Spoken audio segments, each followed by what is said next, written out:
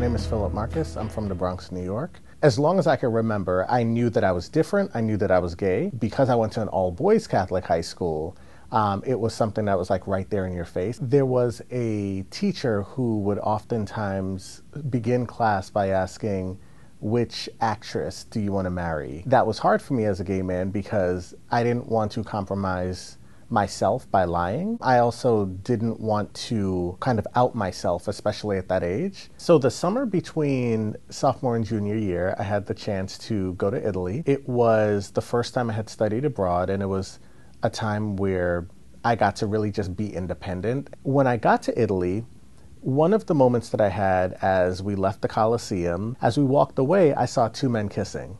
And this was something that like really stuck with me because the world continued to spin. No one stopped and stared. It just was what it was.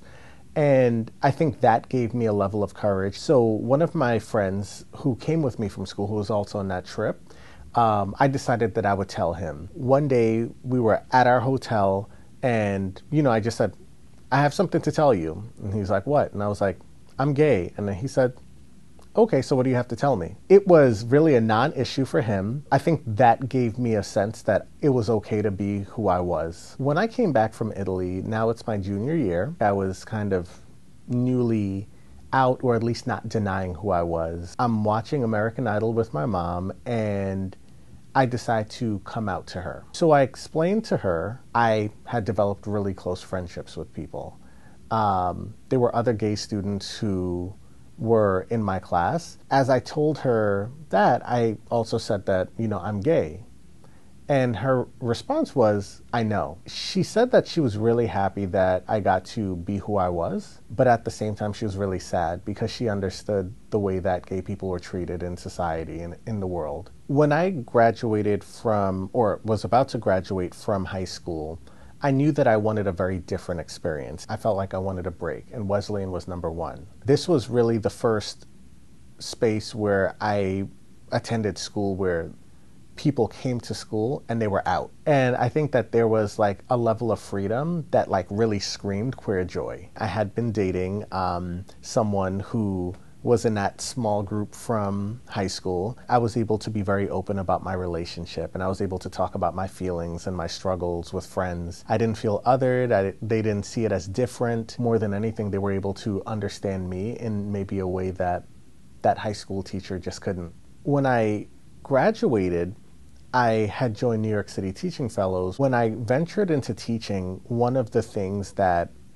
I really consciously thought about was my own experiences as a student. I thought about how I could be a very different teacher than the one that I had. One of the ways that I really challenged students to think outside of themselves was in reading works by diverse authors, specifically queer authors, books that were written by trans people.